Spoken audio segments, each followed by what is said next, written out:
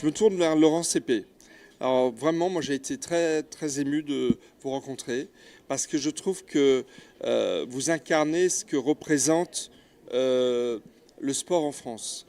Et Laurence, alors évidemment vous portez si bien votre nom parce que non seulement vous faites de l'escrime, mais vous faites de l'épée. Donc là, vous ne pouvez pas rêver mieux.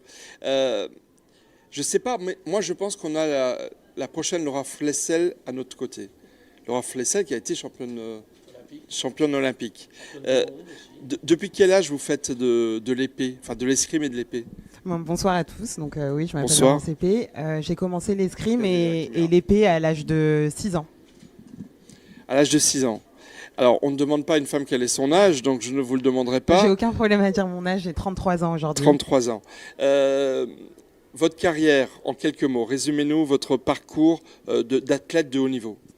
Alors lorsque j'ai commencé l'escrime, c'était c'était en loisir, mais très rapidement je me suis mis à la compétition parce que j'adorais me battre et gagner surtout. Très vite, je suis rentrée en équipe de France dès l'âge de 14 ans, donc en équipe de France junior. J'ai commencé à faire des compétitions un peu partout dans le monde, d'abord en Europe et puis ensuite ça s'est élargi au monde. Je n'ai pas intégré de sport-études ou une structure de ce genre-là. J'ai poursuivi mes études tout en m'entraînant régulièrement. Donc j'étais au lycée jusqu'au bac, j'ai eu un bac littéraire, ensuite j'ai été en fac de droit, puis en école de journalisme. Parce qu'en fait, lorsqu'on fait un sport à haut niveau et notamment l'escrime, souvent on a un double projet parce qu'on sait que dans ce sport-là, ça va être compliqué de gagner sa vie et puis aussi on prépare notre reconversion. Donc aujourd'hui, je suis journaliste et escrimeuse de haut niveau. Donc voilà, donc vous travaillez à côté de... Parce que ce que je n'ai pas dit, c'est que, j'aurais dû commencer par là, pourquoi est-ce qu'on vous a invité, Frédéric Brindel, c'est que vous êtes en lice pour les qualifications pour les Jeux Olympiques de Paris 2024. Oui, tout à fait. Vous êtes parmi les 6 meilleures épéistes françaises. Oui, tout à fait.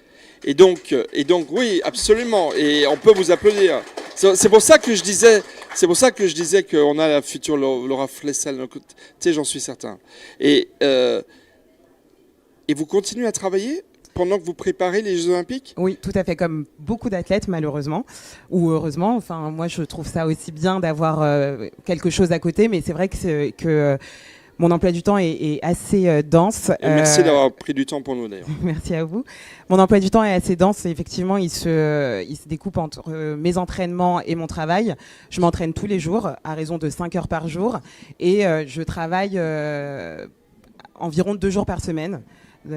Pour assurer aussi donc ma reconversion et puis aussi l'aspect financier pour financer mes compétitions, etc. Alors, de ce fait, j'ai une question. Déjà peut-être repréciser que l'escrime, c'est le sport qui a fourni dans toute l'histoire des Jeux Olympiques le plus de médailles à la France. Rappelez que vous vous appelez épée, vous auriez pu vous appeler sabre et fleuret. Et en plus, il y a un très bel enjeu sociétal chez vous, puisqu'il y a une mixité, c'est-à-dire à la fois les garçons et les filles performent en France, et il y aura des compétitions équipes mixtes, comme c'est le cas en judo, etc. etc. Vous êtes donc dans une situation de travail obligatoire.